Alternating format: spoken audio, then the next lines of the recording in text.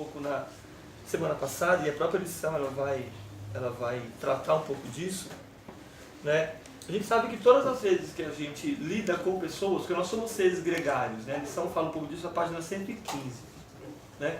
Nós somos um povo gregário, né? Nós não conseguimos ficar sozinhos, né? A gente casa, a gente constitui família, né? Inclusive a própria sociedade cobra isso da gente, de certa forma, né? Eu participei de uma aula no domingo, né? Que foi até um tanto quanto constrangedora, assim, porque principalmente com relação às mulheres, é cobrado muito a situação do casamento, por exemplo, né? De que tem que casar, de que, né, tá só, quantos anos você tem? Nossa, misericórdia, vamos orar pela irmã, vamos orar. É como se isso fosse uma obrigatoriedade, né? E para os homens também, né? A coisa pega um pouco. Então, em termos de ministério, isso falando de igreja, né, como fica então quando a gente se junta no mesmo ambiente? Né? Porque a pergunta que a gente tem que fazer é essa, né? Quem é que vai coordenar a gente? Desde do princípio, lá com os gregos, lá na Grécia clássica, por que a política surgiu, por exemplo? Porque você tinha um grupo de pessoas que antes era governado por um rei, né? Havia um rei que governava, ele detinha todo o poder na mão dele, ele mandava matar e mandava viver, deixava soltar e mandava prender, e de repente surge um povo que acaba com essa estrutura, tá? Que são os povos dórios. Eles acabam com essa estrutura que havia um rei e todos os outros súditos. Acabando com essa estrutura, a sociedade começa então a tentar andar com as suas próprias pernas. E aí cria-se a seguinte pergunta: quem vai liderar a gente? Qual é o critério que a gente vai se utilizar para poder gerir nosso povo? Né? Estamos falando aqui de Atenas, daquelas cidades gregas da época. Tá? Então a política surge daí. Né? Você tem um grupo de pessoas e, peraí, quem é que vai liderar a gente? Qual é o critério que a gente vai usar para liderar as pessoas? E aí eu quero começar a nossa aula de hoje com essa perguntinha para vocês, como eu sempre faço. Né? Qual é o critério que a gente deve utilizar, que uma igreja deve utilizar para eleger a sua liderança? É isso que a gente tem que pensar. É isso que a gente vai conversar um pouquinho hoje, nas nossas próximas duas aulas. Tá? Porque a gente trabalha o seguinte, a experiência vale? Vale. Tá? Mas só a experiência conta? Será que só a experiência é válida? Tá? E o chamado, como é que fica nisso tudo? Aí eles vão para o outro extremo agora. O chamado, sem o preparo, também funciona? Né? Então a gente tem que pensar esse tipo de situação, porque nós estamos lidando, diferentemente da política e diferentemente do mundo, estamos lidando literalmente com o destino das pessoas. Para onde essas pessoas vão depois que morrerem? Estamos conduzindo, segundo o que a Bíblia diz, estamos conduzindo as pessoas ao reino de Deus. Ou a pelo menos morar no céu, indicando, né, o caminho, a rota, a direção que ele precisa seguir para poder chegar na eternidade com Cristo, que essa é a nossa intenção dentro de uma igreja. Agora, o que a gente tem que pensar é quais são os critérios que nós colocamos para que as pessoas alcancem esse objetivo. Quem é que lidera? Quem é que vai estar coordenando esses passos? Uma igreja precisa de liderança ou não precisa de liderança? Ela precisa de gente que coordene os passos ou, na linguagem bem que tem se usado hoje, né, que é a da igreja emergente, por exemplo, né, que não tem mais tempo, cada um pode conduzir a sua vida ali e tal, faz as suas coisas sem lugar, né, cada um em casa mesmo você pode adorar a Deus, porque as pessoas pensam que a igreja sou eu, não preciso mais de um espaço, de um lugar, não precisa mais você ficar dizimando da igreja, não precisa mais de ninguém mandando na minha vida. Geralmente as pessoas acabam pensando assim também, né, imaginando que isso também seria correto, tá? A gente não vai entrar por esse viés hoje. Tá? Então, quais são os critérios, né? Eu queria que você fosse para a lição um pouquinho aí, a página 115 da revista.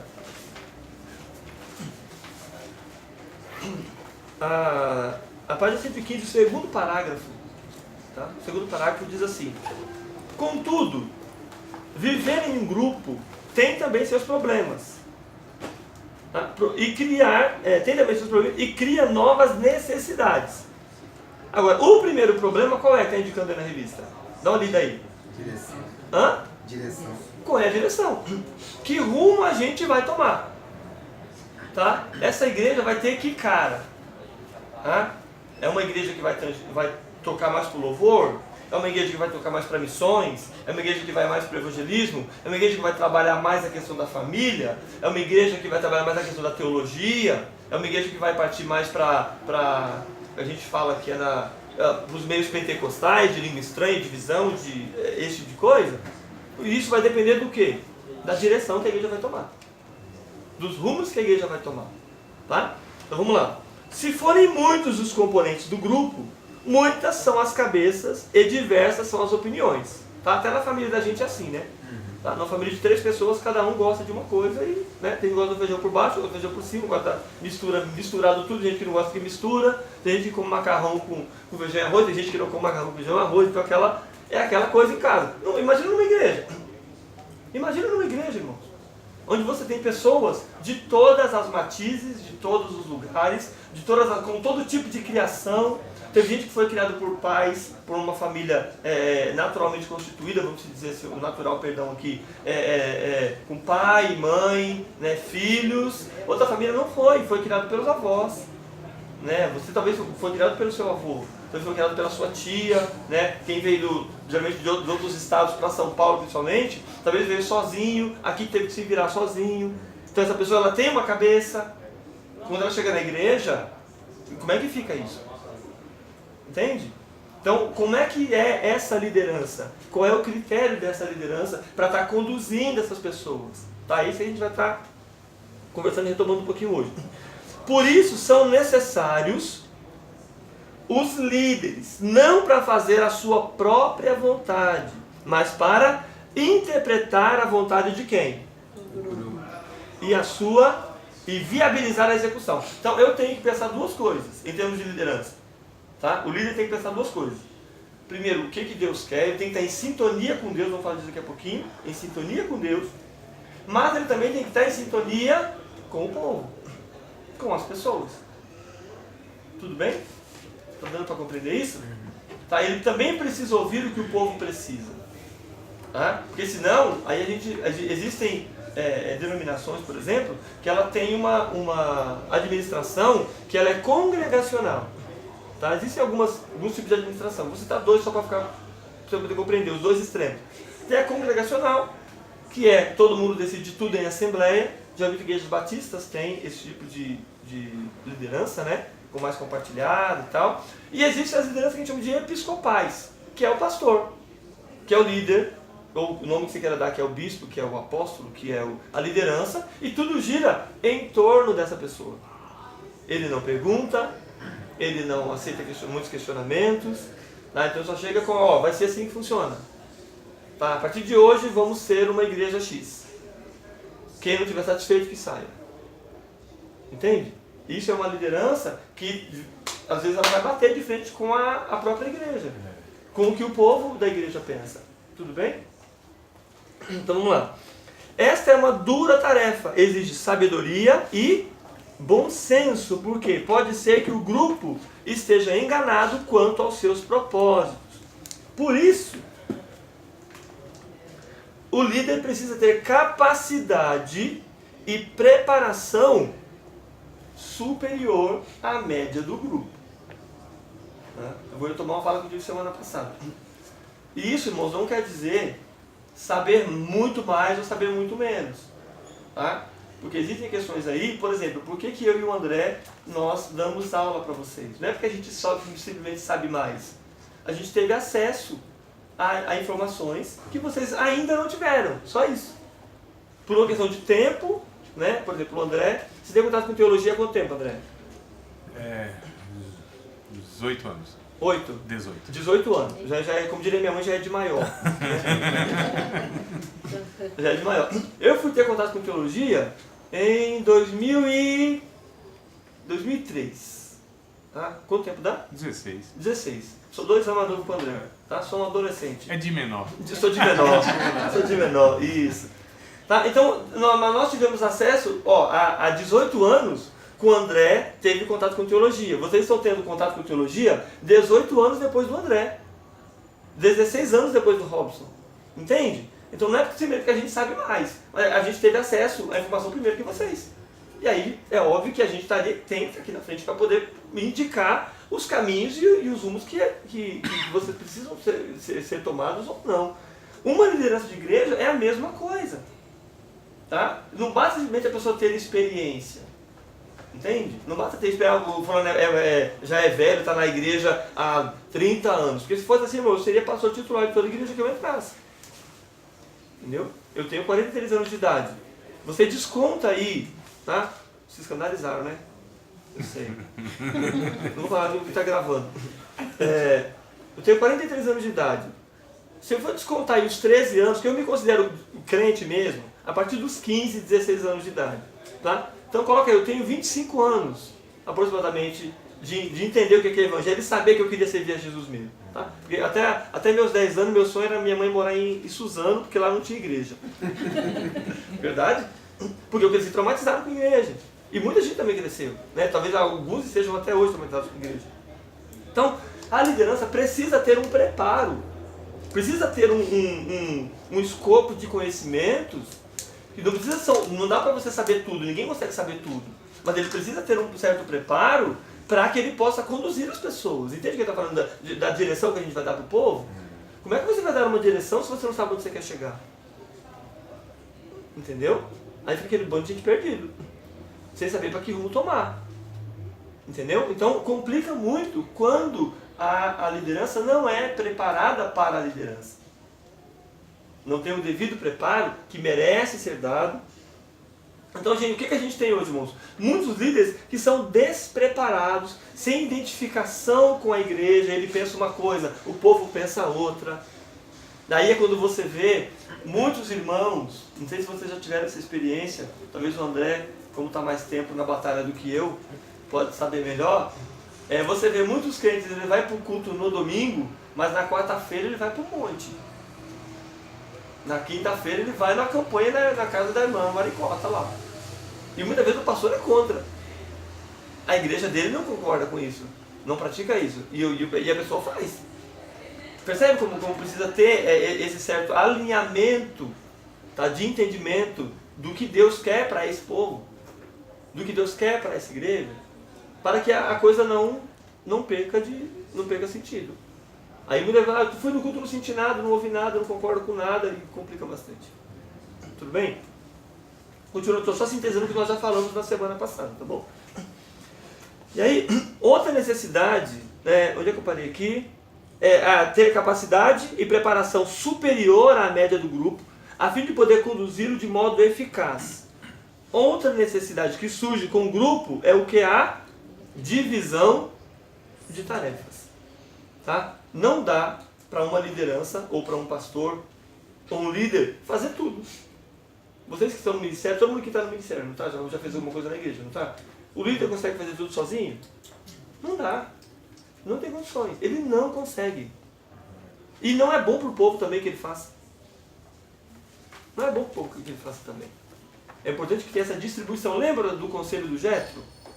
Jetro não. É o Jetro, né? O sogro do Moisés. Que o Moisés estava assim, irmão, sabe, meio povo? E exorta daqui, divide farinha dali, conversa com o levita de cá, e vai para a guerra dali, estende a mão para o Josué que está na batalha de cá. O Jetro chegou e falou, rapaz, você não vai aguentar isso aqui, não dou 3 dias para você bater com as cacholetas. Não, divide as tarefas. Tá?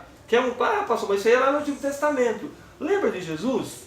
Mateus capítulo 13 ou 14, se eu não estou enganado, quando ele chega lá ele fica sabendo que o João tinha sido morto, fala para os apóstolos irem fazer não sei o que lá, quando eles voltam, contam o que aconteceu. Quando Jesus chega lá no monte e começa a pregar para as pessoas, na multiplicação dos pães, para ficar fácil de vocês compreenderem, multiplicação dos pães. Quando os apóstolos colocam a batata na mão de Jesus, falam assim, já é tarde, despede esse povo aí. O que Jesus falou para eles? Misericórdia. Não, que era feliz. Vai lá. Se mistura com o meio do povo. Olha o que eles têm aí. Jesus poderia sair e ir lá? Poderia. Falou, não, eu tenho 12 aqui, gente, me ajuda aí, vai lá. Se mexe, divide o povo em 50 e 50, de 100 em 100. Faz os montinhos aí, ó. E vê aí, ó, tem um rapaz que tem 5 pães, então traz aqui, vamos lá. Percebe como a tarefa ela é dividida? E aí o ministério fica mais fácil de ser conduzido. Uma pessoa sozinha não aguenta, ele não consegue. Ele não consegue. Ele fadiga, aí detalhe, ele murmura muito. Quem já trabalhou sozinho no ministério sabe o que é isso. Entendeu? Aquela coisa do tudo eu. Tudo eu. Eu que tenho que abrir a igreja. Eu que tenho que fechar a igreja. De novo eu com oração. Todo mundo viaja no feriado e tá você na escala. A gente chama de aquele que bate escanteio e sai correndo para Para cabecear. cabecear, exato. Tá? Ele cobra o lateral e ela batendo, vai receber a bola. Tá? Então, percebe? Dividindo a tarefa, para você que está na liderança, é importante você saber disso, é importante inclusive para o grupo, para que eles se sintam participantes da obra. Poxa, aquilo aconteceu porque eu ajudei. Aquilo aconteceu porque eu fiz. Sabe, teve cantina na igreja que eu congregava, foi levantado um ministério. Eu chamo de ministério porque foi algo sistemático, né? Sistemático. Acho que até eles vão falar disso aqui. Não sei se o André pegou essa época lá. Ministério da cantina, mas não era cantina, era almoço missionário. Algumas irmãs da igreja queriam contribuir para missões e não sabia como. Vamos fazer umas comidas, vamos vender umas marmitas. E aí, toda a Santa Ceia, ninguém fazia almoço na igreja. Todo mundo comprava as marmitas que fazia na igreja para ajudar as missões. Isso acabou virando um ministério mesmo. As irmãs e aí partiu para a cantina também. E aí a coisa foi ramificando. A partir de alguém que olhou e falou, bem, precisa disso. Entendeu? Ah, mas existe esse ministério na Bíblia? Está lá em algum lugar? Não. Mas está lá, existiu. Está funcionando até hoje na igreja. O pessoal que contribui para que o reino cresça. Entende? É a questão de você distribuir tarefa. Porque serviço para todo mundo tem. Para todo mundo tem. Então não dá para a gente poder tentar pegar tudo para nós. Porque você vai se estafar, vai se cansar, vai ficar doente e vai perder muita bênção. Você vai começar a murmurar. Aquela fase, uma coisa do tudo eu. Eu que faço, tenho que fazer, mas não tem ninguém. Mas... Então, pois é. Tudo bem até aqui? Tranquilo? Então é preciso que o líder identifique habilidades, talentos e atribua responsabilidades. Ó, é tarefa sua fazer isso aqui. É a tarefa da irmã fazer, chegar cedo e abrir a igreja.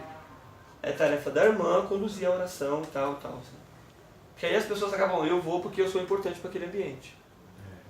Entende? Ah, eu vou para lá, vou para o culto. Não vou fazer nada, só assistir. Não dá, né? Tudo bem? A liderança é necessária em qualquer empreendimento coletivo. A igreja não é uma exceção. O líder da igreja é, em última instância, quem é? O Senhor Jesus. Ele é a cabeça do corpo, né? Ele é a cabeça da igreja. Aí está em Efésios 1, do 20 ao 23. Entretanto, os homens ainda precisam de líderes visíveis. Eu tive um pastor, amigo meu, pastor Álvaro. Ele é meu professor de hebraico, né? E ele tinha uma fala que eu achei muito engraçada. E eu lembrei porque eu li essa parte aqui agora. Ele falou assim, existe o crente uva, e existe o crente jabuticaba. O crente uva é aquele que depende dos ramos, depende da bolinha de uva que está do lado, depende do cacho para que possa viver. O crente jabuticaba, ele não vive em cacho não. O negócio dele é direto no tronco, é direto com Jeová. Ele não tem coisa com o homem na terra. O meu negócio é não obedece liderança, não obedece pastor. Não, eu sou meu pastor e nada me faltará. Percebe? Então assim, às vezes se a gente não toma cuidado, tá? A pessoa acaba indo por esse caminho. Então nós precisamos de líderes visíveis, para que você possa seguir o que a pessoa está falando, ter uma certa orientação, tá? Ter aconselhamento, saber quem procurar, né? Para quem chorar, para quem sorrir. Tá? Diferentemente de muita que acho que não precisa, né? Como o meu brinquedo de jabuticaba, que nasce direto do tronco. Quem já viu o pé de jabuticaba, quem sabe o que eu estou falando. Né? Ela nasce direto lá do... aquele monte de bolinha ali, o negócio dela é diretamente com o Jeová. Não tem negócio como na terra não.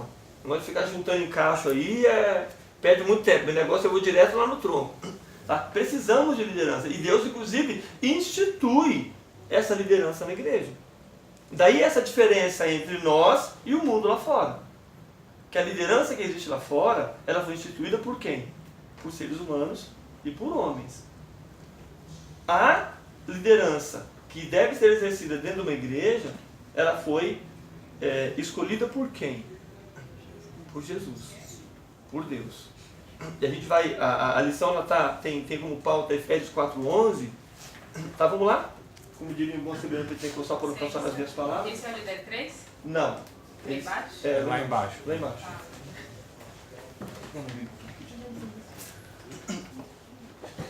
Vamos lá. Efésios 4:11. Como eu sou um pentecostal, eu tenho que falar que eu para não ficar só nas minhas palavras.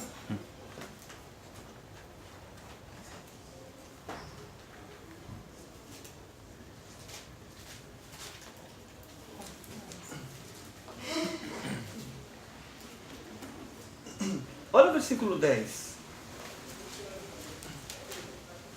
Aquele que desceu é também o mesmo que subiu acima de todos os céus para cumprir todas as coisas. Olha o versículo 11 agora, como é que começa?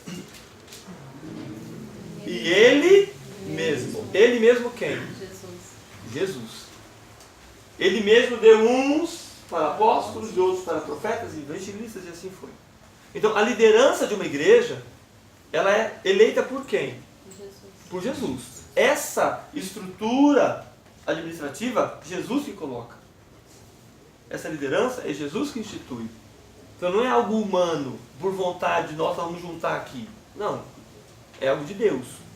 Deus que fez isso. Jesus que fez isso com a igreja. E elegeu essa liderança. E colocou, instituiu aí ministérios. Né? E é o que a segunda parte da lição vai falar agora.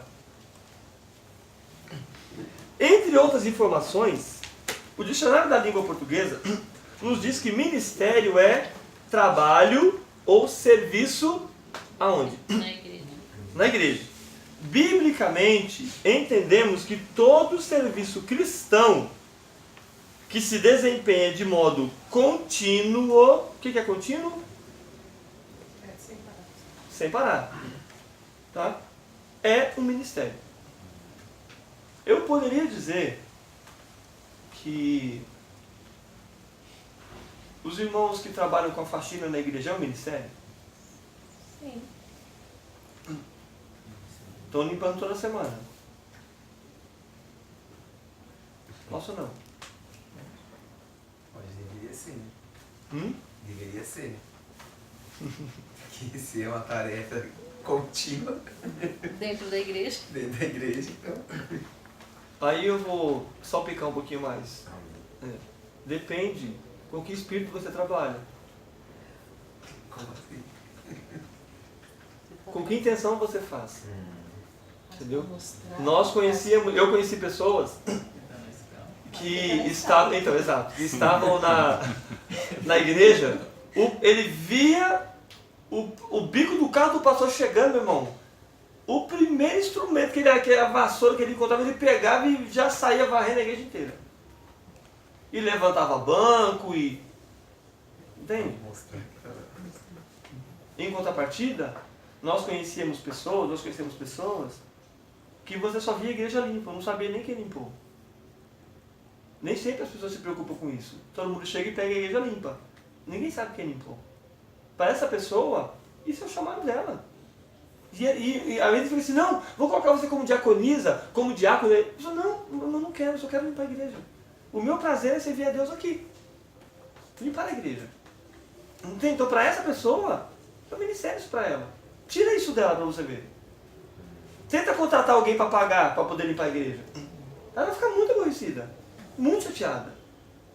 Tá? Então depende muito da visão que a pessoa tem também. Faz com vontade. Exato. É por isso que eu falei, depende com que espírito você faz. Para quem você faz. Entende, Senhor? Eu faço aqui porque eu amo tanto a tua obra que se eu pudesse eu ficava aqui o dia inteiro limpando.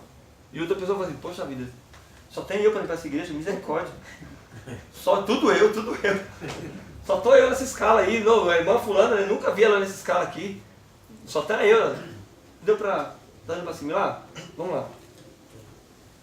Desde a liderança até tarefas operacionais permanentes. Um trabalho eventual não pode ser assim considerado. O que é algo eventual? O que você faz de vez em quando. É, exato. Ou quando Deus toca no coração. Estou sentindo de Deus de fazer, tá? Aí tem que tomar um pouco de cuidado, porque não é muito ministério não. Sentido de Deus, né? Eis aí um fator que serve até para diferenciar ministérios e dons espirituais. Existem 4 termos gregos que se relacionam aos vocábulos ministro e ministério.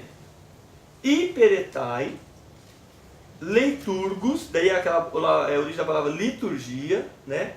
Sinergon, tá? Sinergon é a palavra que dá origem para aquela palavra nossa chamada sinergia, tá? O que é sinergia? Tá? Ergon ergon é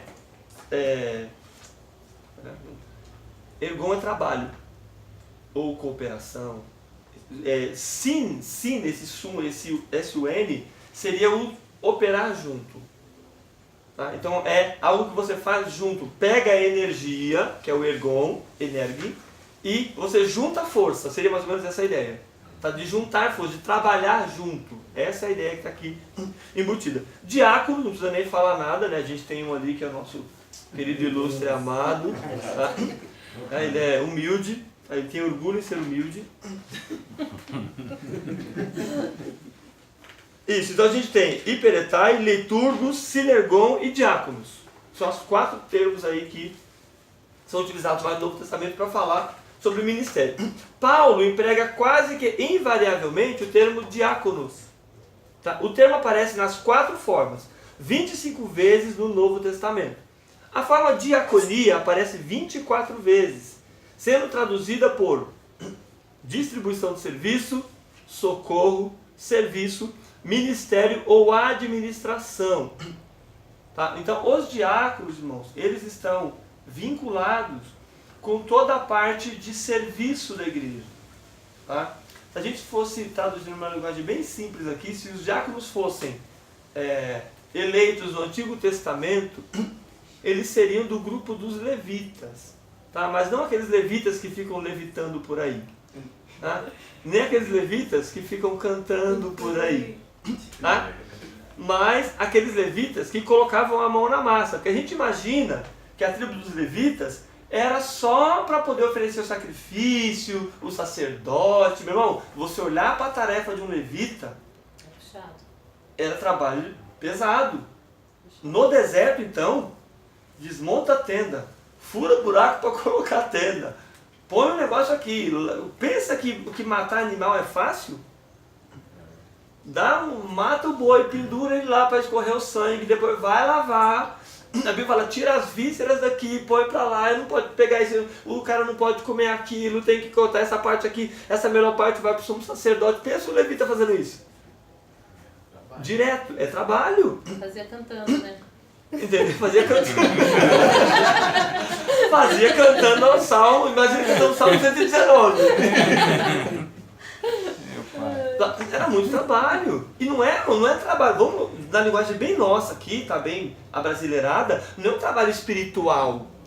Era bem braçal. Né? É um trabalho braçal mesmo. Braçal. Pensa naquele sol curtido do deserto. Entendeu? Matando O cara cortando os bois e as moscas, tentando posar e o cara tangendo. Exato. E outra, que aquela não era assim, roupinha leve, camiseta e bermuda. Não, era trabalho pesado. Deus não era batista. Não, era trabalho pesado. O camarada tem que fazer e sem murmurar. Detalhe, você não tinha escolha. Você nasceu levita, você vai ter que fazer aquilo. Acabou. Aí é óbvio, né? Tem que passar pela checagem, se você não tem um olho torto, se você não tem problema na perna, se você não tem micose, se você não tem cabelo branco, se você não tem tudo isso, mas pensa o camarada, sabe? Eu não sei se o André, se vocês passaram por isso, mas geralmente os homens, no nosso país exige que os homens, no Israel as mulheres também servem, mas no Brasil os homens servem ao exército. Né? E quando o cara vai completar 18 anos, ele vai, Senhor, tem misericórdia. Eu não quero. Senhor, me dá livramento desse negócio, me dá livramento desse negócio. Porque tipo assim, a gente fica torcendo pra gente ter um monte de defeito. Né? Porque aí não, tem que estar perfeito, tem que ter todos os dentes na boca, não pode usar óculos, não pode não sei o que, não pode isso, não pode. Não quero ficar assim, meu Deus do céu, eu vou com óculos, né? Eu vou com a cara bem feia, eu vou puxando uma perna, eu vou falar que eu tenho diabetes pra eles não pegar. Né? Foi com esse sentimento que eu fui. Falei, meu pai, tem misericórdia. Aí nessa hora você apela, irmão, pra tudo. Senhor, eu sou teu servo, eu faço a tua obra, Senhor, eu estou, sabe?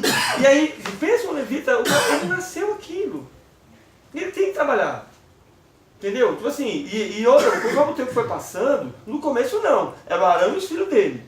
Conforme a família foi aumentando, né, já foi separando ali. Só que depois, quando era pouca gente, poxa, me deu de novo, teve que ficar matando esses bichos, tem que lavar. Que daí imagina, quando a nuvem começa a sair do lugar e caminhando, Senhor, eu pego o martelo lá, tem que desmontar tudo. Eu vou lá, gente, desmonta. Vamos lá, porque a nuvem já está lá embaixo. Vamos, enrola, vamos. Detalhe, não tem que sempre pedir ajuda. Né? Essa tribo me ajuda, não, pessoal, ajuda aqui que não tem. É levita e acabou. O trabalho diaconal é nessa vibe aí que vai. Tá? Estou usando o exemplo do diácono, levando ele para o levita, para a gente entender qual é a tarefa que o diácono tem. Tá? Hoje a gente entende, muitas igrejas, os diáconos, eles são manobristas. Eles são manobristas. Estão lá na porta da igreja, encosta a mão, encosta aqui, até parece flanelinha, né? Só não recebe nada, vai aqui, vai por aqui, vai por ali. Tá? Então esse trabalho diaconal, ele tem essa vertente, né? Embora não seja só isso. Tá? Porque o grande problema é que muitos diáconos acham que é só para isso que ele serve. Né? Ou então entender que o ministério diaconal é uma escada, sabe? Né? Uma escada para outros ministérios. Então o cara começa, não começa como diácono, ele começa um nível abaixo do diácono. Cooperador. Ele é cooperador. Né? Aí depois, me ajuda se eu estiver errado. Tá? Depois ele passa para o diácono. Aí depois, se ele tiver um pouco mais de tempo de casa, né, já dirigiu uns cultos, né, já salvou o pastor de algumas enrascadas, o irmão chamou para pregar, não teve como ir, esqueceu. E aí manda lá o diácono, o cara pregou bem, foi. Então, ó, isso aí já dá para... É presbítero que vem depois? O evangelista, André, me ajuda. No Nordeste é assim. É coletador de oferta, porteiro, é sério, cooperador, É verdade. diácono, presbítero, evangelista, missionário, e pastor, pastor. quarta pessoa da Trindade. Percebe? Então assim, a intenção, às vezes, inclusive, irmãos, nós, da igreja que eu participei, nós já, o termo é pesado, mas eu vou ter que citar, nós já matamos muita gente com essa coisa. Tá? Porque a gente, muitas igrejas hoje, eles imaginam o quê? Que a pessoa, ela passa a ser obreiro a partir da unção que o pastor dá, né? Porque ele coloca a mão na cabeça.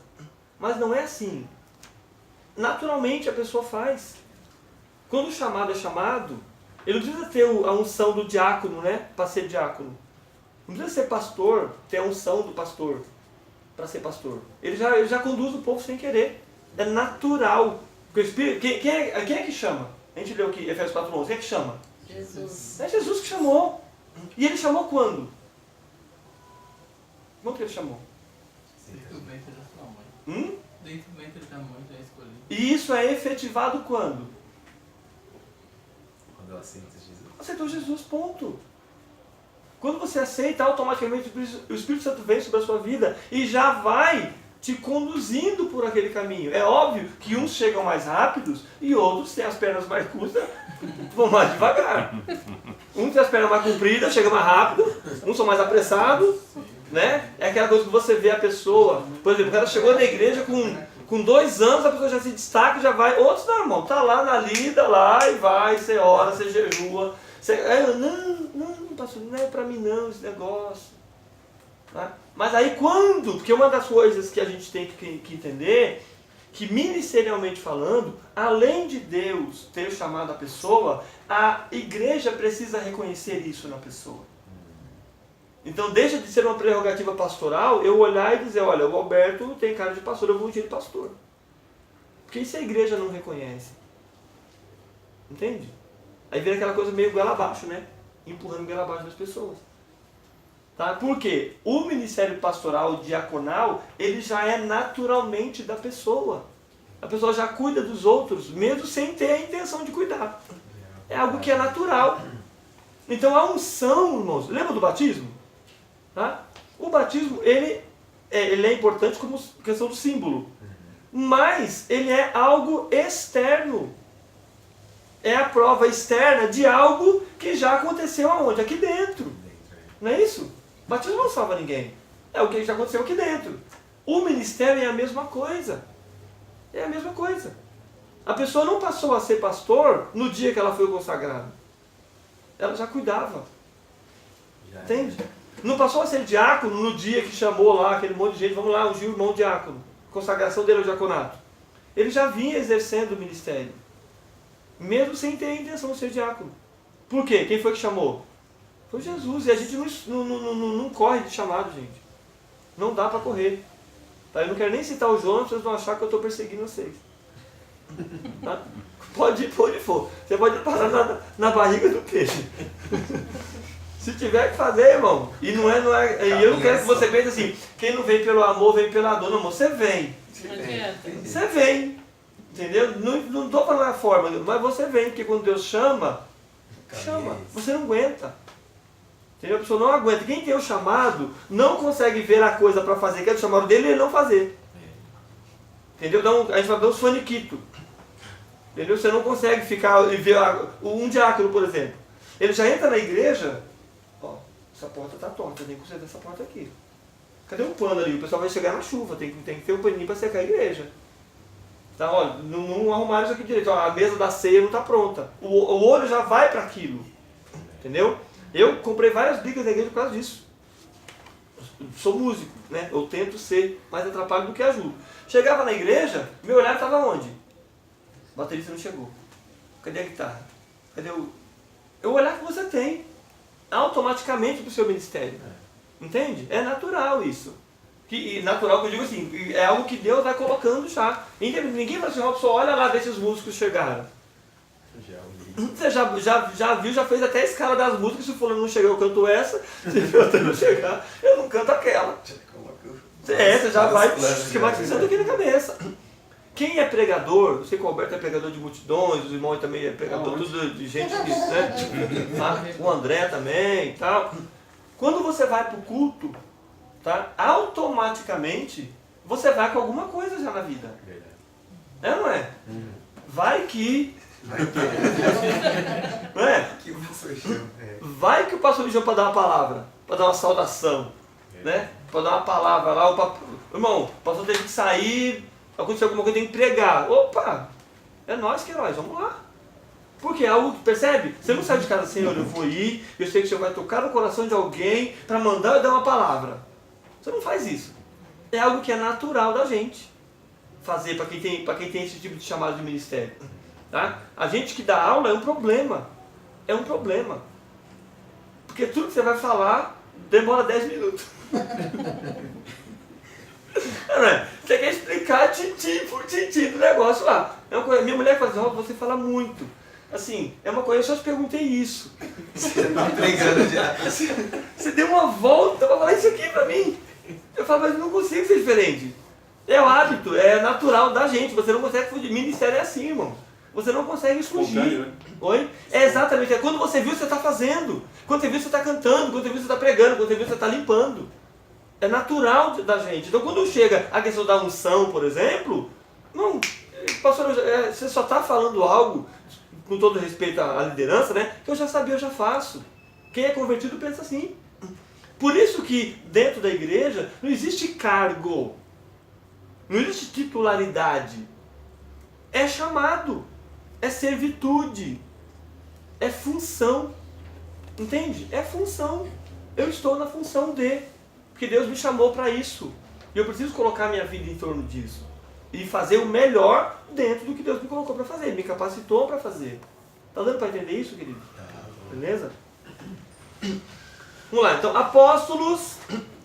Né, aqui, ó, os ministérios de liderança apresentados no Novo Testamento são apóstolos, profetas, evangelistas, pastores, e aí você coloca aí bispos e presbíteros, e mestres. Tá aí seguindo a linha que a gente leu lá de Efésios 4:11. Os diáconos, tá? Eu não vou falar porque está gravando. Os diáconos são apresentados como auxiliares. Eles não estão nessa escala aqui não. Eu não sei nem se foi assim, ministério que Deus elegeu. Tá? Pelo que está aqui, não sei não. Tem mais algum diácono além do nosso irmão ali? Não, né? Fala, gente. Ajuda aí, né? Me junta aí, ó. Do grupo aqui. Então tá vendo? Ó, Paulo não fala de que Deus elegeu diácono, não sei não. E missionário? Inclusive, pelo que está aqui, irmão, se a gente for olhar o livro do diácono, não foi na benção que surgiu, não. O diácono surgiu aonde? No capítulo 6. Lá de Atos. Por que surgiu o diácono? Vamos lá? Deixa eu desestressar vocês um pouco, vocês são muito tensos. Atos capítulo 6. Até aí colocou o diácono de frente. Atos 6:1.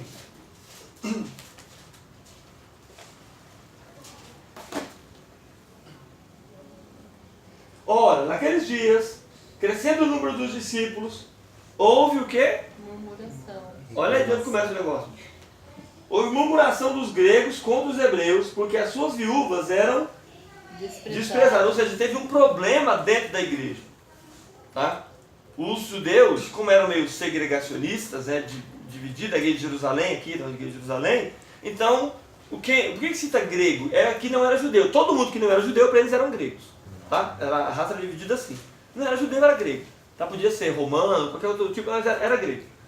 Então, o pessoal que era crente começou a distribuir e cuidar somente de quem vinha de terno e gravata.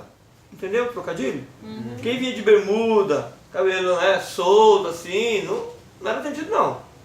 Tá? Vinha meio na moda, com os batonzinhos, né, irmão? Aquela coisa toda. Aí começou a falar, irmão, isso aí, o pessoal aí estava na festa do filho pródigo, não vamos ajudar não. Começou a segregar as pessoas. E aí o que acontece? Os apóstolos, gente, não dá pra gente cuidar de tudo. Tá? Lembra do conselho do Jetro? Lá atrás? Não dá para cuidar de tudo. Então precisamos então de gente que auxilie, que ajude.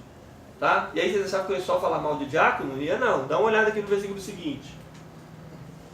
Olha o versículo 3. Escolhei, pois, irmãos, dentre vós, 7 homens tribulosos. 7 homens fofoqueiros. Cheio do Espírito. Que fica vendendo e comprando carro na porta da igreja. Sabedoria. Tá vendo? Então o diácono, irmão, é gente assim, ó. Peraí, pastor, mas eu preciso ter boa reputação para ficar limpando a igreja? Sim. Sim. Eu preciso tá cheio do Espírito Santo para ficar fazendo faxina na igreja? Tem, não. Sim. A obra não é nossa, estamos cuidando da coisa de Deus. Então tudo tem que ser feito. Cheio do Espírito Santo mesmo para poder fazer. Com boa vontade. Porque o que dá vontade, irmão, quando você vê alguns chicletes cuidar debaixo do banco, dá vontade de você sair na carne e pegar o povo. Você tem que estar cheio de Deus mesmo. Então se fosse só chiclete, tava bom. Entendeu? Tá? Brincadeiras à parte. Então tem algumas prerrogativas para o diaconato aí. Então não basta simplesmente olhar e falar, o irmão vem cá, irmão, o irmão leva jeito para limpeza. O irmão leva jeito para poder para ser serviçal nele. Não. É um cabra cheio de Deus. Tem sabedoria nessa pessoa. Tá? É de boa reputação. O que andam falando dele? O que andam falando dela? O que a igreja pensa dessas pessoas? Percebe? Como a igreja está sempre envolvida no processo. Não é algo simplesmente eu quero, eu determino e vai ser assim, acabou? Tudo bem? Alguma pergunta até aqui? Das duas, uma. Ou entenderam tudo? Não entendeu não. Não nada. Tá? Fala, Alberto. Eu estou com medo de perguntar. Pode ser, mas acho que não. Vamos lá. Então, os diáconos são apresentados como auxiliares. Eles não dirigem a igreja local, mas eles são responsáveis por algumas áreas. Ministério é serviço. Jesus nos deixou isso muito claro. Muito claro. Os discípulos, os apóstolos de Jesus, não entenderam muito esse negócio não. Até que chegou um momento que ficou disputando lá, lembra? A passagem? peraí, quem é o maior? Ó, ele me chamou primeiro. Ah, mas eu como no mesmo prato que ele. Ele me dá comida na boca. Ah, mas nas orações eu tô sempre com ele lá. Sempre ele me chama. Eu, fulano e ciclano, mas eu tô. Então acho que ele gosta mais de mim. O que Jesus fala? Não é assim. No meu reino não é assim. No reino de Deus não é assim. Quem quiser ser o primeiro, que seja o último. Quem quiser mandar, que seja servo. Não é servo de um. Servo de todos. Sabe aquele lava-pés?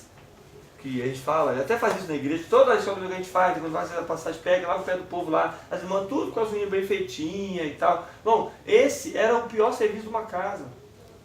Era feito pelo pior escravo de lá. Sabe o mais baixo grau que chegou agora? Sabe aquela coisa firme? O cara chegou lá para dar, firma isso aí põe ele para levar uns carbonos para nós lá. Tá? Era assim que funcionava. E Jesus fez o quê? Foi lavar o pé. Não pensa o pé daquele povo. No barro, na terra seca. Pensa o pé do Pedro. Rachado, O peito do pé do Pedro O era peito. preto. Pensa na cor do Sul. peito do pé do Pedro. E Jesus foi lá, pegou, lavou. E o Pedro falou, não, se eu não lavar, você não tem parte. Ele lavou de todo mundo. Isso é serviço, isso é ministério. Estar disposto a se curvar diante do outro. Está aí o princípio do lava-pés. É você ter humildade suficiente para se curvar diante do outro. E Jesus fala isso. Cada um considere o outro superior a si mesmo. Então eu vou estar sempre debaixo de alguém. E aí ninguém vai estar em cima do outro. Entende? Estou dando para compreender? Então a visão de ministério que a gente tem é justamente trabalho. Então não é fama, não é cargo, não é eu mando, eu faço, eu aconteço, a minha igreja é assim, a sua igreja é assado. É trabalho, meu irmão. Ministério é trabalho, não tem muito o que fazer. Tá? A gente serve, inclusive no ministério, porque é chamado. É ou não é? A gente só vai para o ministério porque é chamado. Se não fosse chamado, se você não tivesse convicção de que foi Deus que te chamou para esse ministério, desculpa, eu duvido que você estaria nele. Porque a gente só não largou porque a gente sabe que foi Deus que mandou e eu preciso obedecer. Porque se fosse por minha vontade, fosse pela sua vontade, eu não sei se você estaria no ministério. Normalmente a gente fala até na nossa própria boca, ah, não vou fazer, mas daqui a pouco você tá lá fazendo. fazendo, teimando. Aí Deus olha e fala assim, oi? Você não vai fazer? Não entendi. Fala pra mim, eu não ouvi o que você falou. Acho que ele arrependimento fala, não, vou pro outro não. É, Você começa a lembrar, meu, mas se fundamental não for, eu tenho, tipo, se eu não estiver lá, aí você começa, a Espírito Santo já toca, fala, vai. Exato. Tá vendo? Quem tem o chamado não aguenta. Não tem como ficar. Ele não resiste. Ele não aguenta o negócio. Não tem como não pensar, né? Não tem como você fica em casa e parece que está todo mundo, o telefone toca e fala, Senhor, me perdoa, misericórdia. Eu fui pro culto. Jesus voltar hoje, eu fico. A gente fica com essa cobrança que é uma coisa nossa mesmo, natural, dessa responsabilidade ministerial que a gente tem. Diferente, aí Jesus fala aquela questão do pastor e do mercenário, que não está nem aí. Ah, eu quero saber, deixa eu naquela igreja, quem quiser que faça lá, os irmãos que se viram, olha, eu vou curtir minha vida. Tem convicção de chamado? Foi chamado mesmo? Beleza? Até aqui? Vamos lá, são 9h08, tá? Vai ter café, não vai ter café? Eu posso continuar direto? Direto? Beleza. Alguém quer água? Pelo menos é o que tem. Quer água?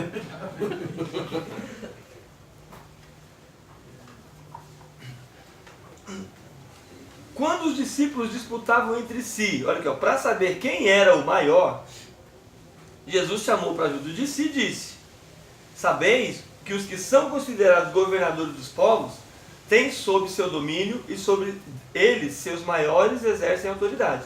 Mas entre vós não é assim, pelo contrário, quem quiser tornar-se grande entre vós, será esse o que vos sirva.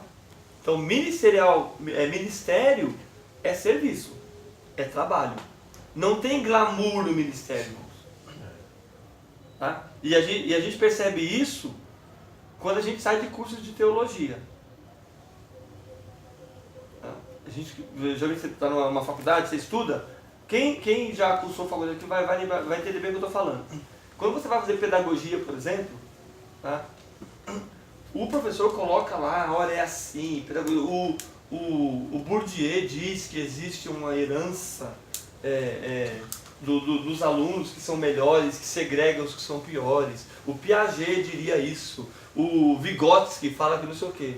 Quando você chega na escola, querido, você olha e fala, misericórdia. Você vê que não é Vygotsky Bourdieu. nunca veio aqui. Não é Bourdieu, é só Bordeaux. É só bordoada, irmão. Não tem Bourdieu, não. O Bourdieu que tem na sua cabeça. É outra coisa. Quando você chega na A igreja, realidade é outra. a realidade é outra. Não há recompensa, não há... Não tem reconhecimento, meu irmão. Ministério não tem. Por isso eu falo assim, olha, tudo que vocês façam, faça-se tudo para a glória de Deus. Tá? E Jesus, inclusive, deixa até um alerta para nós. Se você fizer alguma coisa e alguém aplaudir, Já recebeu o galardão. dê-se por satisfeito. Já ganhou o seu galardão. Acabou. Acabou. Não queira ganhar nada aqui. É isso que Deus está dizendo. Não queira ganhar nada daqui. Não dá para ganhar nada daqui. Tá? Porque esse reconhecimento não tem sentido para nós como cristãos. Tudo bem? Perguntas? Não, né? Aí cada igreja, tá? Cada denominação, ela tem a sua estrutura. Tá? Então o André citou aqui, por exemplo, uma estrutura de uma igreja tradicionalmente pentecostal. Assembleia de Deus, geralmente tem essa escala. Né? Na igreja metodista, por exemplo, como está aqui na lição, eles têm bispos e têm pastores. Né? Na presbiteriana, o que eles têm? Quem é que coordena a igreja? Hã? Pastor, né? Não. Quem é que dita os passos de uma igreja presbiteriana? O nome já diz. Presbíteros. O presbitério. O pastor da igreja, ele está a serviço do presbitério. Presbitério. Inclusive, se ele fizer algo que o presbitério não concorda, Sai o fora. presbitério tira Tira o pastor. Percebe como cada igreja tem a sua gerência, né, a sua forma de administrar? Tá? A Assembleia de Deus e outras igrejas pentecostais têm pastores, diáconos e presbíteros. Os batistas têm somente pastores E diabo. e diáconos. Na sequência, aí a lição vai falar um pouquinho sobre esses ministérios aqui, né, esses títulos, né, que a gente está colocando aqui, esses ministérios de liderança. Lembra que começou falando quem é que vai liderar a igreja? Então são essas pessoas aqui, tá? Que eu queria que vocês tirassem da cabeça a ideia de título. Tá? Biblicamente falando, não existe título, irmãos.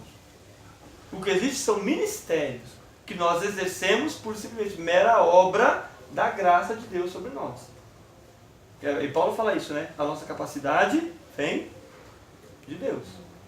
Tá? Eu não quero que você fique também naquela oração piegas, né? Eu sou pó e cinza. Né? Jesus não morreu por pó e cinza. Tá? Em termos de humildade, ok, beleza. Tá bom? Vamos lá. Quem eram os apóstolos? Pergunta para vocês, para eu descansar um pouco a minha garganta. O que é um apóstolo? Aquele que aprendeu Jesus, andou com Jesus, foi direto com Jesus. Oi? Andou com Jesus. Ah, andou com Jesus. Andou com Jesus. Tá. Quem mais? Quarteto Fantástico daí do fundo aí. Estava na aula passada. É que não vale, né? Ah, então é A gente passada. aprendeu que... Existem apóstolos hoje? Não. Não? Tem títulos. Existe Tá, título. agora o que é ser um apóstolo? O nome que designa o primeiro ministério estabelecido na igreja é de origem grega, apóstolos, e significa enviado, ou seja, um indivíduo que executa um serviço especial agindo em nome e pela autoridade de quem o enviou. Deixa eu explicar isso aqui, não sei se vocês já ouviram essa explicação de alguém, talvez do André ou de outra pessoa. De onde surge esse termo de apóstolo? O apóstolo, na Grécia Antiga, era o nome de um navio que levava riquezas. E este navio, ele era uma espécie de navio mercante. Então, eu tinha joias que eu queria vender, ou eu queria que vendesse para mim, e eu colocava nesse navio. Esse navio, hoje a gente chamaria de carro forte, vamos entender assim, tudo bem? Era um carro forte, só que era um navio, na época não tinha carro, né? Navio. E o comandante deste navio, ele tinha autoridade para negociar as minhas joias. Está dando para entender? Para negociar as minhas joias. Então, eu entregava na mão dele e tinha a garantia, a certeza de que ele faria bons negócios para mim, no meu nome. Faria coisas boas, eu voltaria com bom lucro para mim. Tá? Inclusive, esse comandante, ele era tão correto naquilo que ele fazia, que se fosse necessário, ele daria a vida dele pela carga, para proteger a carga, o que ele estava indo negociar. Com o passar dos anos, tá? Este nome apóstolo passou a ser dado para o serviço de correios do Império Romano. Então, o carteiro, vamos dizer assim, ele se tornou um apóstolo. Por que ele se tornou um apóstolo? Porque ele levava uma mensagem. Ele era responsável por entregar uma mensagem. Ele era aquele que o texto vai dizer aqui, ó, um enviado. Alguém responsável por entregar uma mensagem. Tá dando para assimilar até aqui? Quando Jesus chama os 12 e ele os caracteriza como apóstolos, diferentemente do que nós temos hoje, era essa visão que os apóstolos de Jesus tinham. Entende? De alguém que está levando um tesouro muito valioso e que, se necessário for, eu dou a vida por aquilo. E esse tesouro é uma mensagem. Lembra da mensagem? A gente falou de boas novas do Evangelho? Boas novas das boas novas, né? É isso que é um apóstolo. Que hoje, se a gente fosse traduzir de uma maneira muito simples, né? Até a lição pode até falar disso, é o missionário. Por exemplo, os missionários que estão no campo pregando a mensagem, eles são apóstolos. Porque eles foram enviados. Deu para entender? Inclusive, muitos dão a vida pela mensagem lá fora. Tá? Assimilaram aí? Deu para captar? De onde vem a origem do termo? Tá? Então percebe como não é um título, irmãos? Não é um cargo. Tá? Não é o pastor de uma igreja que fica lá e se intitula apóstolo, se auto-intitula apóstolo. Alguém foi lá, onde você como apóstolo. Tá? Quando falam para mim, falam assim, quantas igrejas você já... Em quantos países você foi? Quantas comunidades você já evangelizou? Quantas línguas você fala em termos de dialeto para poder pregar o Evangelho? Então, porque esse é o sentido que você tem de pessoas que são enviadas para pegar a mensagem. Ou o evangelista, por exemplo, que também tem a mesma função de levar a mensagem do Evangelho. Tudo bem? Alguma pergunta? Aqui. O maior de todos os apóstolos é o próprio Senhor Jesus, que foi enviado pelo Pai para executar sua obra na terra. Aí que está em Hebreus e João capítulo 4. Para que essa obra fosse continuada após sua ascensão, Jesus escolheu 12 homens. E a gente foi lá, irmão, Jesus cumpriu exatamente o título do apóstolo. Né? Veio, trouxe a mensagem e deu a vida por ela. Tá? De tão valiosa que era. Inclusive, vamos lá, Atos 1:8.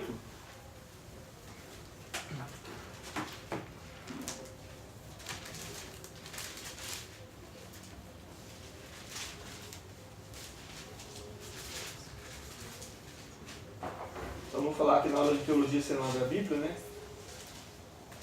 Atos 1:8. O que está dizendo aí? Alguém pode ler? Mas recebereis a virtude do Espírito Santo, que há de vir sobre vós, e ser-me-eis testemunhas. Ponto, até aqui. O que é ser testemunha? Não precisa brigar para responder não, de cada vez. O que é ser testemunha? Testemunhar o que Jesus estaria fazendo com esses apóstolos, né? Que estava cheio de gente lá, todo mundo estava sendo testemunho do que... Tá, o que é ser testemunha? Confirmar algo que aconteceu? Certo. Falar algo que aconteceu, certo? Resumindo, é o que a irmã citou aqui, que o irmão sintetizou ali. Essa palavra aqui, se a gente for buscar ela lá no original do grego, é martureus. O que lembra a palavra marturel? Ou martirel? Mártir,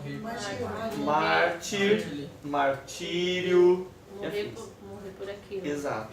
Então, uma testemunha que está dizendo aqui é alguém que vai estar...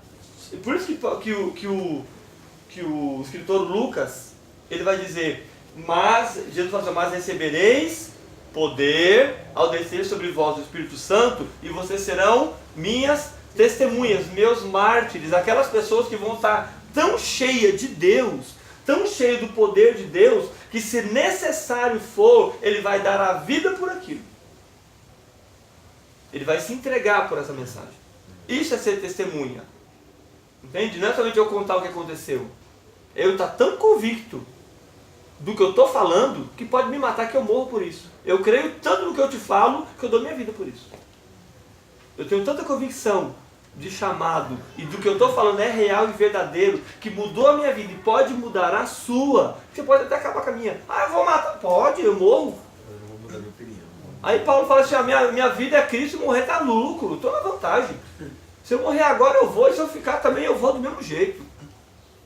Ele pregou para grande, para pequeno. Aí você consegue entender como os apóstolos conseguiam ficar de pé diante de autoridades. Diante de autoridade. Porque quem em sã consciência teria coragem de peitar um sacerdote? O cara tinha direito de mandar matar, irmão. Desobedeceu a lei, pendura ele lá, pode mandar matar. O que o Pedro fala para ele? Pedro e João, mais importa obedecer a Deus do que vocês. Pode fazer o que vocês quiserem. Pode bater. Não vou correr não. Pode bater. Foi o que vocês falaram. Açoitar, tomaram um chicote lá e saíram murmurando, não foi no final? Misericórdia, sofrendo pela casa. Vamos lá, mano, não dá pra... Não, até arrepio os cabelos da cabeça aqui. Quer ver? Para quem não sabe para que foi chamado, a Bíblia diz, para morrer. Né? Morrer. Tá bem claro. Exato. Para morrer. Claro. Por isso que o evangelho, irmão, não é para qualquer pessoa. Isso não é para qualquer um, não é para qualquer pelego. Pregar não é... Por isso que a gente tem que discernir. Existem os missionários e existem os emocionários, irmão. Tem, bastante. Emocionário é terrível. Hoje o cara vai evangelizar o Estado Islâmico. A hora que ele pega o avião. Aí a coisa muda de figura. A passagem aqui, ó, Atos 4. André, me ajuda aí, você que sabe de cor. Que eles saíram. É o 21, né? Deixa eu ver aqui. Ó, mas eles, ó, versículo 20. Porque não podemos deixar de falar do que temos visto e ouvido. Né? Porque ó, o versículo 19 para ficar completo. Ó. Respondendo, porém, Pedro e João disse: julgai vós se é justo diante de Deus ouvirmos a voz do que a Deus. Porque não podemos deixar de falar do que temos visto e ouvido. Mas eles ainda os ameaçaram mais. E não achando motivo para castigar, deixaram-nos ir. Por causa do povo, porque todos glorificavam a Deus pelo que acontecera. Pois tinha mais de 40 anos o homem em que se operara aquele milagre de saúde, e soltos eles foram para os seus e contaram tudo o que lhes disseram os principais sacerdotes e os anciãos. Então a gente tem que entender o seguinte: o que é ser cristão, irmão? É estar disposto a morrer pela causa. Acabou. a sofrer pela causa. Acabou. É isso. Não tem outra explicação. Não tem como eu dizer que é para ficar rico, para eu ganhar carro, para eu poder ganhar. Não tem como Pra dizer acabar o isso. sofrimento. Para acabar o sofrimento. Não, vem para cá porque pra acabar vai o acabar, sofrimento. a sua vida vai mudar. Vai. E pode mudar para pior. Não muda. aí Pode você mudar pra vai, pior. É um sai. sofrimento com consciência. Exato. Agora é um sofrimento com consciência. Você não sabia que estava sofrendo, agora você Isso. sabe. Sabe por quê? Mas Você tem sabe uma, por quê? a boa notícia, vai pro céu. Exato. É isso. Mas o problema, irmão, que a gente está vivendo hoje é que, e eu não vou entrar na questão política agora, tá?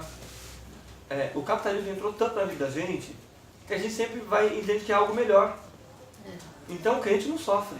Porque meu Deus é Deus dono do ouro e da prata. Não sofre, não pode sofrer. Não pode sofrer. Eu tenho que estar sempre Eu no não topo. aceito. Porque Deus me fez cabeça e não cauda. Eu Exatamente. sou filho do rei. Entendeu? Eu sou filho do rei. Tá? E quem te viu passar pela prova? Não te ajudou, rapaz. Rapaz. Sua batata tá assando. Ó, vingança. Eu vi assim, O cara tem que cantar, faz até assim, ó. Aí, Paulo. Eu tenho uma paura com essas coisas que você tem noção. Meu Deus. Vamos lá. Então Jesus deu o exemplo do que é ser apóstolo. Para que essa obra fosse continuada após a sua ascensão, Jesus escolheu 12. Um deles, Judas, o traiu e foi substituído por Matias. Tais homens foram equipados pelo Senhor com autoridade. Além da autoridade, o quê? Poder para operar milagres. Ousadia para pregar, irmão. Tá? Por isso precisava de poder. Porque não é uma coisa humana, não é racional isso. É espiritual, é poder de Deus. Paulo fala isso em Romanos. Porque não me envergonho do Evangelho. Romanos 1, 16, 17, né? Não me envergonho do Evangelho, por quê? Porque é poder de Deus. Poder para transformar a vida das pessoas. Não é para mudar a condição social dela. É para mudar a natureza dela. Uma natureza de pecado para agora uma de santificação. Para mudar, poder para mudar o destino dessa pessoa que estava perdida indo para o inferno e hoje ela vai para o céu. Vai morar com Cristo na eternidade. Por isso que precisa de poder. Porque não é algo que eu estou com vontade, estou sentindo de Deus. Não, querido, não é sentir de Deus, não. É poder de Deus, de autoridade, que você não aguenta. Quem prega aqui, ou quem tem facilidade para evangelizar, a pessoa não aguenta ficar calado. Quando vê a coisa ali, quando ele pensa que ele está evangelizando, ele está pregando, ele está gritando, está orando no meio da rua. Ele não aguenta. Quando a pessoa é movida por Deus, quando ela é conduzida pelo Espírito de Deus, ele não aguenta ficar parado. Porque o poder de Deus, esse poder aqui, é aquela expressão do dínamo, né? Aquela força explosiva que te impulsiona a você ir. Você não consegue falar, eu não vou fazer. Não dá.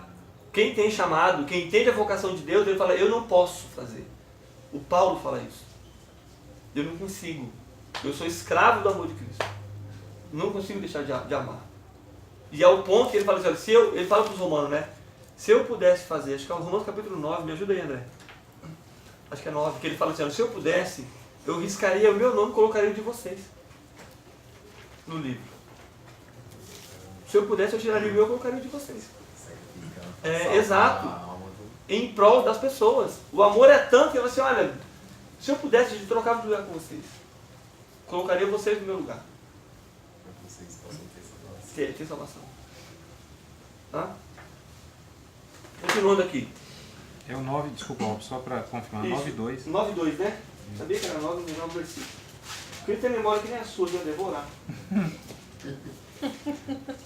Esse poder. Essa unção aí. Romanos 9.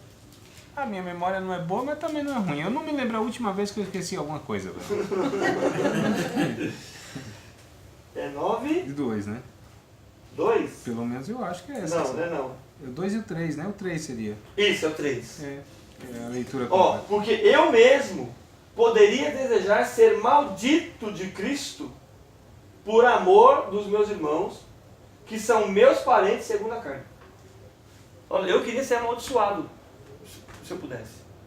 Mas Jesus é tão bom que não me odeia, não. Não deixa, não. Não deixa. Tá? Isso é poder de Deus, que transforma a vida da gente. De você se colocar no lugar do outro, do perdido, e falar, Senhor, tem misericórdia dessa pessoa. Mesmo quando o mundo inteiro odeia. Você olha e fala assim, não, você tem conserto. Você tem conserto. Vamos lá. Tudo isso mediante a operação do Espírito Santo que lhes fora dado. Toda essa munição tinha por objetivo capacitá-los a desbravar todas as frentes por onde iam e aí estabelecerem a igreja de Jesus. Muitos cristãos afirmam que o ministério apostólico não existe mais. Entretanto, observamos que, além dos 12, o Senhor levantou outros apóstolos do período do Novo Testamento, como por exemplo Paulo e Barnabé. Atos 14 e 14. Porque ele não faria ainda hoje, quando muitos povos estão ainda por serem alcançados pelo Evangelho. O apóstolo não é um cacique ou um papa. Donald Dee diz: esse ministério exigia praticamente que um apóstolo reunisse quase todos os outros ministérios num só homem. Então, vamos entender aqui. O ministério apostólico, os apóstolos, tá? Vamos colocar aqui, o ministério apostólico existe hoje ainda? Tal como era lá no começo? Não. Não. Agora, esse ministério, no sentido de pregação do Evangelho, que a gente está citando aqui, de trabalho, de abrir igreja, de fazer com que o reino de Deus cresça, existe? Sim. Continua existindo. A grande questão é que as pessoas de hoje, eles querem o título de apóstolo no modelo dos apóstolos de lá. E não quer a função apostólica. Entende? Não quer a função apostólica. Tá? Ele tem o poder que o apóstolo tinha lá. A gente vê o Pedro e o João passando na porta do templo, Atos capítulo 3, e o cara está lá mais de 40 anos, o texto a gente leu ali. Mais de 40 anos sofrendo. O que ele diz pro camarada? Não tem R$1. Não tem uma moedinha. Tá? Mas em nome de Jesus, levante e anda. Esse é o poder que se tem. Esse é o poder do apóstolo. O que a gente pergunta é: isso tem hoje? Nessa leva que a gente tem, né, de apóstolos? A gente não vê. Pode ser que tenha? Pode ser. Mas a gente não vê. Inclusive o que a gente vê é muita coisa que contradiz isso, inclusive. Que bate de frente com isso, inclusive. Ô Robson, se a gente tem um cara no Brasil, na minha opinião, né? Claro, minha opinião pode ser questionada, que tem a função de apóstolo, e é mesmo, mas não carrega o título, é o Ronaldo Lidório, né? Sim. O Ronaldo Lidório é o clássico, sim, né? Para quem quiser saber lá procurar. Depois dá uma procuradinha aí, bem lembrado. Ronaldo Lidório. Ronaldo Lidório. Tá? Ele é esse apóstolo que a gente fala. Cheio de Deus, poder de Deus, que faz a obra de Deus, que evangeliza, que prega, que tem trabalhos fantásticos no Brasil inteiro, né? Ele é pioneiro, ele foi entre os índios concombas, né? Cristo não tinha sido anunciado lá entre esses índios. Ele desbravou. Ele foi o primeiro missionário, a primeira pessoa que esses índios tiveram contato, nunca tiveram. Em toda a história da tribo, dos concombas, ele falou de Cristo, traduziu a Bíblia, plantou a igreja, formou um pastor lá. Então, isso é o... Tá vendo? Viu o exemplo do apóstolo? Isso é o exemplo do apóstolo, irmão. Entendeu? Então aí você pega toda essa titularidade e vê se enquadra no padrão de apóstolo. Você vê a simplicidade do cara, né? Entendeu? Vê se enquadra dentro do padrão. Esse é o padrão bíblico. Entendeu? Aí a gente começa a questionar se é mesmo ou não. Tá? O nosso vídeo ele tem uma média de 15 minutos, 20 minutos. Como são 9h30, aí eu vou passar o vídeo para vocês e depois vocês vão para casa pensando um pouquinho. Aqueles que viram semana passada, dá para retomar algumas coisinhas do que a gente falou. Se quiser anotar, inclusive, aí, por exemplo, você tomar nota de algumas coisas, tá bom?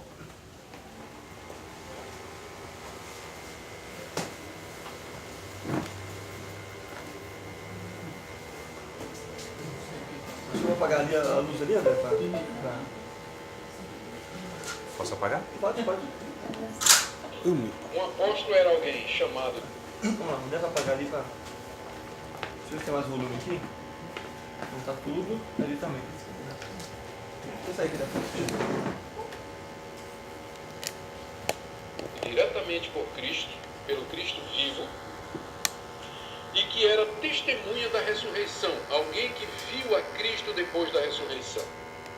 Só tem 13 pessoas que cabem nessa categoria no Novo Testamento. Os 12 e Paulo.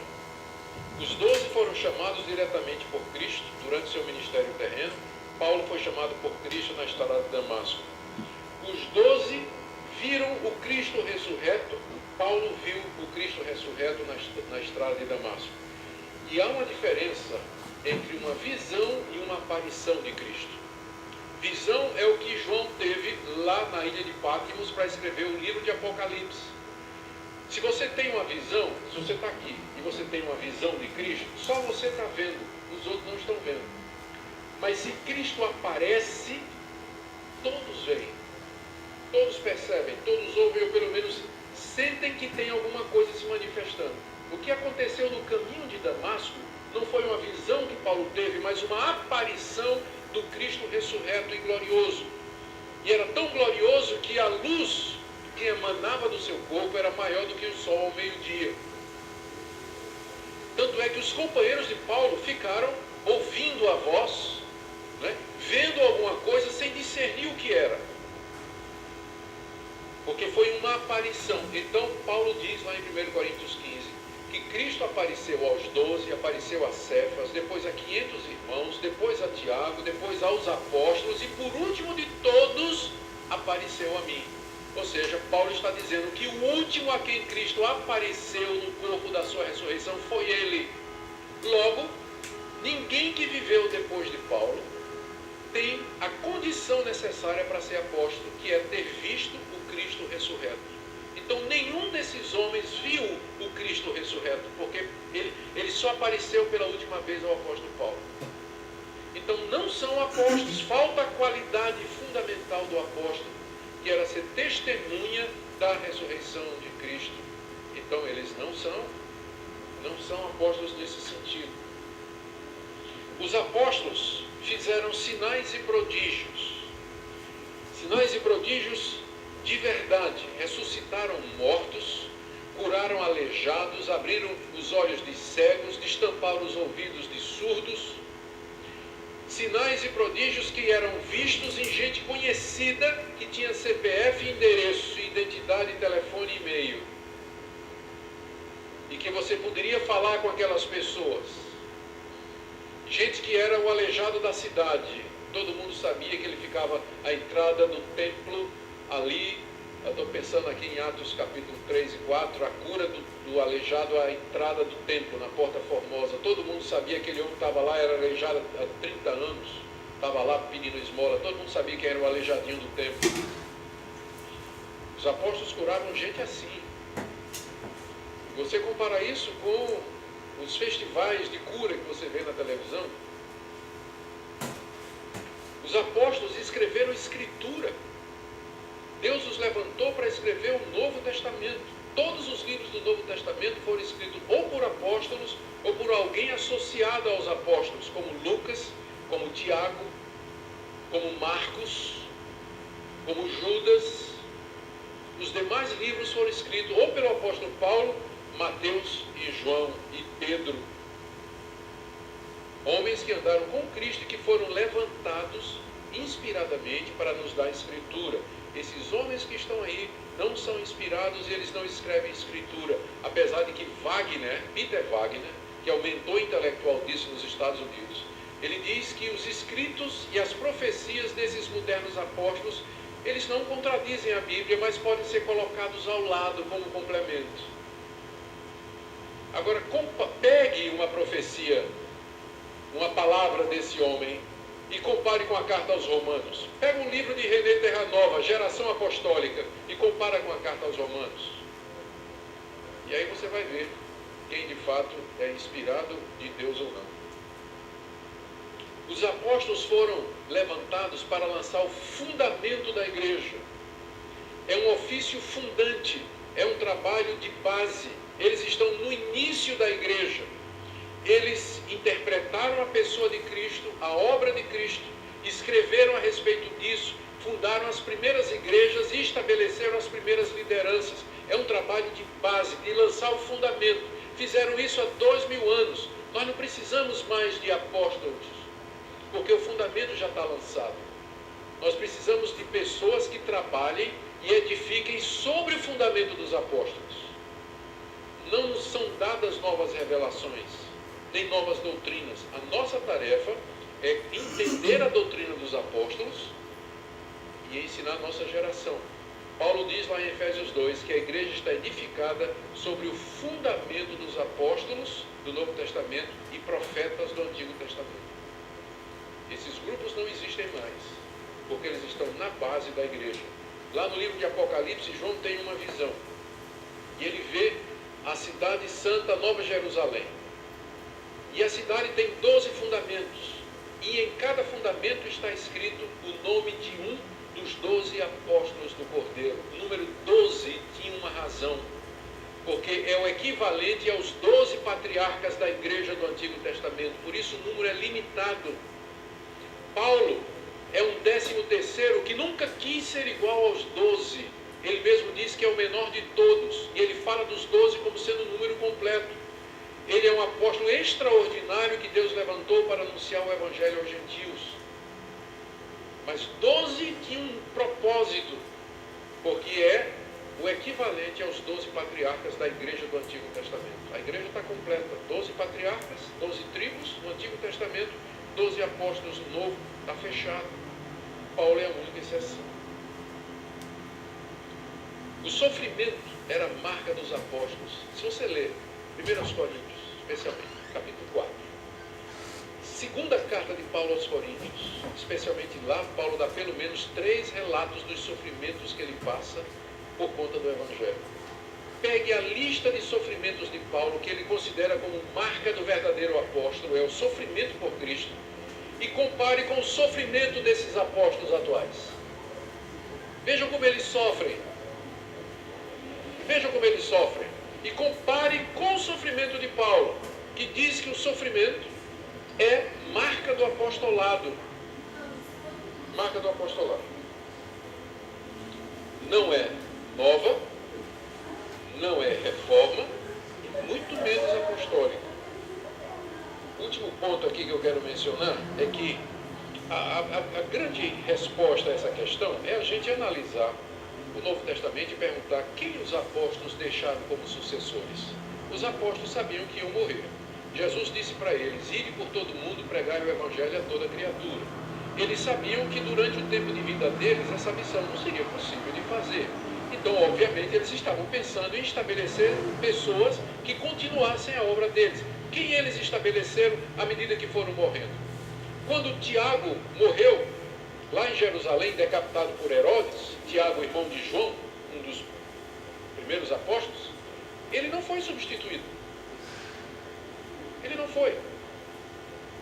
Depois que os apóstolos foram morrendo, eles não foram sendo substituídos.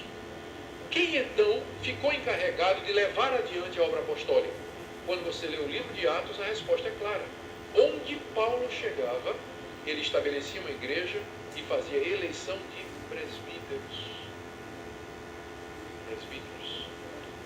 No livro de Atos, você começa a folhear o livro de Atos e de repente lá, já nos primeiros capítulos, você vê os apóstolos e presbíteros de Jerusalém. Apóstolos e presbíteros juntos, quando tem o concílio de Jerusalém, em Atos capítulo 15, está dizendo que Paulo levou o assunto aos presbíteros e apóstolos. Os presbíteros aparecem cedo na igreja, ao lado dos apóstolos, como aqueles que vão continuar o trabalho deles. E os presbíteros, eles são presbíteros que ensinam, que são os pastores, e os presbíteros que governam, que estão ocupados com a administração da igreja. Isso vai variar. Hoje em dia, não é isso, a igreja evangélica adaptou a diversos sistemas de governo. Tem o sistema batista, congregacional, presbiteriano, mas basicamente o que nós podemos dizer é que o presbítero é o sucessor, qual seja o nome que ele tenha, dependendo da tradição religiosa, né? Da tradição eclesiástica. Mas os apóstolos escolheram homens de entre a igreja. A esses homens não foi dado ordem de lançar fundamento, criar nova doutrina, escrever Bíblia, mas eles tinham que preservar o ensino apostólico, pregar o Evangelho, batizar os discípulos, trazê-los para a igreja e evangelizar o mundo. Então é assim que Deus manteve a sua igreja e mantém até o dia de hoje. Não houve erro. O erro é tentar trazer de volta aquilo que Deus estabeleceu para um período da história. Os apóstolos eram homens da transição da antiga aliança para a nova, do Antigo Testamento para o Novo. Foram pessoas levantadas para lançar o fundamento da igreja cristã. Nós não precisamos de apóstolos hoje, porque os apóstolos verdadeiros, eles nos falam hoje. Nós ouvimos a voz de Paulo, de Pedro, de João. É só ler a Bíblia, que você vai ter os apóstolos ali. Nesse sentido, a igreja é apostólica, porque ela está edificada sobre o fundamento dos apóstolos. É uma pena, mas nós não temos nenhum outro veredito a não ser esse, de que se trata de uma grande usurpação, a busca indevida de um título que não pertence mais. A última coisa que eu vou dizer, que o meu tempo já está terminando, é que às vezes se apela para Efésios 4:11, os 5 ministérios, e 1 Coríntios 12:28, Deus colocou primeiro apóstolos, depois profetas, depois mestres, depois dons disso, como sendo, como esses versículos são citados e interpretados como dizendo que apóstolo era um dom, juntamente com aqueles outros que Deus pretendeu que continuasse para a igreja. Se apóstolo está na lista de Efésios 4:11, por que não continua? Só continua profetas e só continua pastores, mestres e evangelistas? A resposta é, e eu ofereço os detalhes da exegese no livro. Se você fizer uma análise, apóstolo não é um dom. É a descrição de uma função, de um ofício. O apóstolo tinha muitos dons. Ele era mestre, ele era profeta, ele falava em línguas, ele tinha dons de curar, mas apóstolo não é um dom. É a descrição de uma função e de um ofício. Por isso que é dito, Deus colocou na igreja primeiro, porque eles estão no topo da hierarquia eclesiástica estabelecida por Deus, porque vieram primeiro e lançaram o fundamento da igreja. Mas não é um dom que a pessoa tem, não tem esse dom de apóstolo. Se você tomar a palavra apóstolo no sentido de enviado ou missionário, é outra coisa. Mas nenhuma dessas pessoas hoje usa o termo nesse sentido. Quando eles se chamam de apóstolos, quer dizer que eles são iguais aos 12 e Paulo. A palavra apóstolo é usada no Novo Testamento para pessoas como Timóteo, Barnabé, Epáfras, Andrônico e Júnias, Silas. São chamados de apóstolos, mas apóstolos no sentido de enviados, de missionários, nunca no sentido dos 12 de Paulo. Conclusão, então, nós temos que rejeitar plenamente esse movimento. Rejeitar com vigor, é uma usurpação, é um modelo errado de governo, não é saudável para a igreja e nós veremos aí os resultados desastrosos disso. E nós precisamos de uma liderança sadia, pastores, mestres, que são presbíteros, que governem a igreja, que deem exemplo, que conduzam o trabalho e que continue aquilo que os apóstolos já fizeram. Já fiz horas aí. Vamos parar mais parar, André. Deu para compreender, irmãos?